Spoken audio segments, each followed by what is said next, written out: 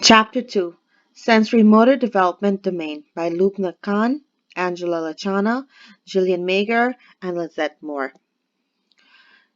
Sensorimotor. Sensorimotor is the general word that is used to describe the content of this domain. Vision, hearing, and touch are all acknowledged under this domain. Subcategories are fine and motor skills. Gross motor refers to large movements such as running, jumping, and climbing. Fine motor is small movement such as grasping or pointing. Lip, tongue, and eyes are fine motor and is also called oral motor or oculomotor. Arms and hands are classified as either. The first category in the sensorimotor development domain is function underlying movement, which are two important functions, the muscle and posture. Posture is fundamental to all movements. It provides a mean of stability to the body for the limbs to act in concert with one another as well as the body. Postural orientation enables children to maintain an optimal relationship with environment and among body segments. Requires the integration of sensation from several sources such as muscle, joints, ears, hearing, and sense of movement and eyes. Postural control. Postural stability is the second component of postural control. It is equivalent to balance. Postural control is the neuromaturation model. Postural reactions is defined as sequence enabled almost entirely by development of the central nervous system or CNS. Postural control development is first in the neck and head and gradually forms in the trunks and limbs, which is being the arms and the feet. Muscle tone is the force that muscles use to resist being lengthened. It is usually felt as stiffness. For all action, tone is necessary. Tone is also needed for all lip movements such as reaching, walking, running, kicking, etc. Abnormal tone results in poor movement and limits what a child can accomplish. Abnormal tone is the result of a lot of neurological disabilities. To high tone, it increases resistance to movement and then looks stereotype and lack variability. Abnormal low muscle tone is characterized by increased range of movement and unusual flexible posture. Fluctuating tone is another low-term system which is characterized by highly complex, purposeless, uncontrolled, and involuntary movement. Children with these diagnoses usually have atheroid cerebral palsy. Using observation guidelines to assess functions underlying movement. For posture, the observer should observe the child's abilities to keep the head and trunk in line and moving freely. The observer needs to gauge whether the child is able to catch themselves when they fall. For muscle tone and support posture, when observing the effects of muscle tone, you're looking at appearance and action. Children with low tone appear to have mushy muscles. That means they have poor posture and difficulty resisting gravity, sit with a rounded back and legs wide apart. Child may lock joints when in weight-bearing positions to minimize the demand of their muscles. For example, when child is standing, he or she may tend to lock their knees as well as their arms together. Fluctuating tone refers to tremors or involuntary movement that interferes with arms and hands, similar to a light bulb flickering. Kids who have abnormal tone have poor posture responses. Gross motor activity. These actions involve big movement and large muscle that involve several body parts, arms, legs, and torso. Helps child get strength and confidence. Help child becomes more active and more physical and healthy. Child becomes more developed to have ability to do more complex skills and activities. When a child stands on their tiptoes and reaches to get a toy from the top shelf, that's showing complex skills and activity. Okay, children are running, jumping, and walking are also complex activities and skills. Using the observation guidelines to assess gross motor activity. Teams should assess if gross motor actions is difficult for child and to what extent. For example, a child is with more um, who's able to move their movement in their legs and arms. The family may decide to focus the intervention more on the arms and hand skills because the child is weaker in the arms than the legs. Important to find out from caretaker about child's position when playing. Example, does the child move from position without help, and or if assistance is needed, how much assistance is needed for that. Team should assess gross motor actions that occur spontaneously as the child plays, take into consideration the child's chronological age. So, for example, if a 2-year-old is crawling, is that child at that age crawling as well? Assessment should be observed for how well the child uses both arm or feet together when performing gross motor tasks, which is also known as symmetry and asymmetry. These tasks of using both arms and feet, sorry, should be smooth and easy. Example of this is a child playing with a tennis ball. Arms and hands movement. Our arms and hands are primary means of interacting with objects and an important way of communicating socially. Act on objects, directly manipulating, grasping gestures, express, reaching, emotions, and poking, etc.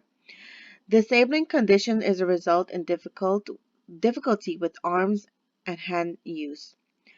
Eye and hand coordination and skilled hand use. Using the observation guidelines to assess arm and hand use.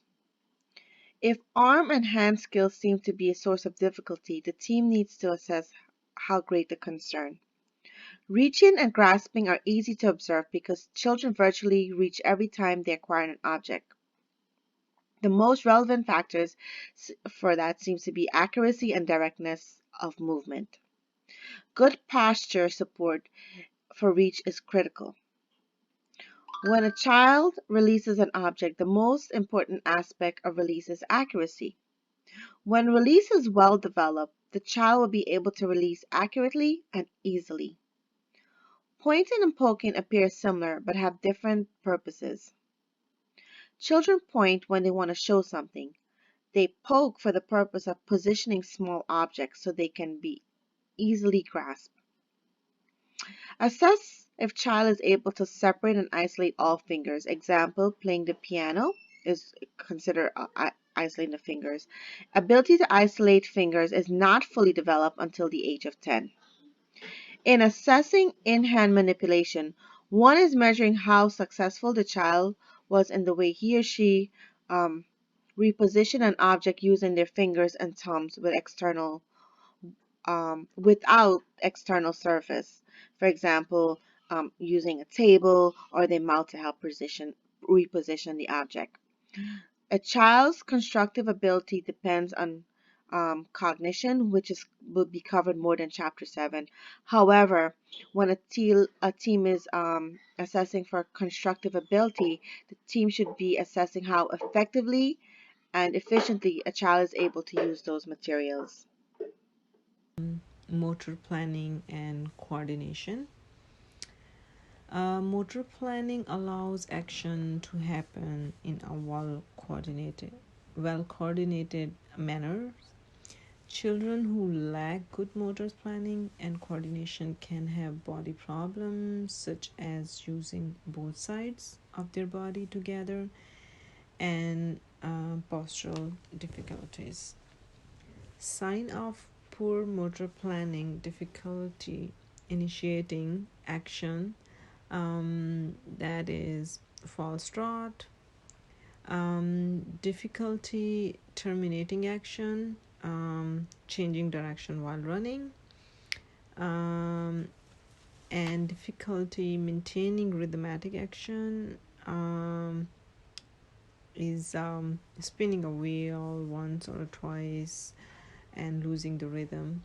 A child with poor motor planning may also have weak spatial and temporal abilities. Um, it's not being able to catch a ball thrown in a direction other than at them. Modulation of sensation and its relationship to emotion, activity level, and attention. Sensory modulation is the ability to process and respond to stimuli in a consistent manner relatively to the level of sensation present in activity and environment. Neutral modulation is thought to be in relation to emotion, arousal, and activity level. Children have either a high or a low threshold of sensation. Generally, threshold for sensory reception are inversely related to arousal level, while emotional reaction are congruent, while arousal. A certain amount of arousal is needed for optimal attention, but when there is too much, the ability of stay focused decreased. Modulation of sensation and its relationship to emotion, activity level, and attention. Observation of phenomena can be difficult due to complex relationships among modulation, arousal, and activity level. The team should focus on how sensory experiences and modulation seem to affect activity level, emotional reactions, and attention deficits. Poor sensory modulation is only one of those factors. Duran and Crimmins stated that abnormal sensory processing may be a means of seeking attention, communicating, and attempting to avoid doing something. Because sensation is very powerful, when altering it, teams should rely on a team member who is trained in sensory integration. Response to some sensations. Some examples of sensations children respond to are light or unexpected touch, dirty hands, textures of food, clothing, or toys, movement, sounds, sights, tastes, or smells. Children who react out of proportion to the experience provide opportunities to experiment with types and quantities of sensation to try to help the child modulate. Effects of sensory experience. Emotional response. Poor modulation can be associated with either increased or decreased emotional reactivity. Overreaction is more common and easier to see. Activity. Poor modulation may be associated with either increased or decreased activity. Activity level often parallels emotional reactivity. The pattern that is usually seen is increased activity with increased emotional reactivity. Attention. Poor modulation can contribute to difficulties maintaining optimum arousal. Less than optimal activity may lead to difficulty paying attention. Too little arousal leads to lethargy. Too much arousal leads to anxiety. Sensory motor contributions to daily life and self-care. Daily life activity reflects children's skills. No one task should be dissected on its own. The sum is greater than the parts. The TPBA, which we all have, provides a list of milestones appropriate to the age. The purpose is to observe skills demonstrated by children during playtime and snack time. When a particular daily life task is of concern, it may be necessary to seek more in-depth information regarding that task. Although daily life activities are classified under the sensory motor domain, accomplishing these tasks requires skills from all domains. All domains should be referenced to ascertain the reason for the deficit. The Bruins or Soretsky test of motor proficiency, second edition, is a sensory motor assessment that we'll be looking more in depth at later when we talk more about this. Assessing play and snack time. Observation and play has been found more effective than testing for some types of assessment.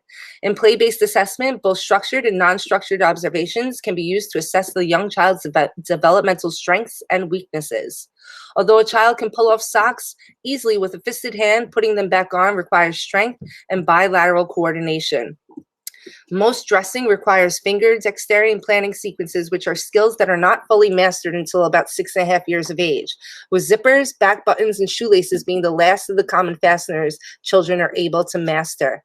Along with motor skills, children's cognitive abilities, along with motivation and experience, play important roles in mastery of above-mentioned skills. An example of that is definitely shoelaces. A lot of times, children, it takes them a while to master and they're not getting it, and parents and teachers and paras have to keep showing them and keep helping them, and the patience and frustration takes over, and we wind up taking that learning experience away from the child. And there's a reason why kids are wearing Velcro shoes at the age of 8 in 3rd grade. Mealtime difficulties have been highlighted by parents of children with autism spectrum disorder. There's a significant relationship between sensory differences and food selectivity. Intervention during snack time, such as a small group sensory snack experiment, could yield positive results. That was one of the experiments that they gave in the TPBA. Definitely food issues is one of the first signs that we see in the younger children that might spike some concern and ask us to wonder why. And we keep observing and then we move forward.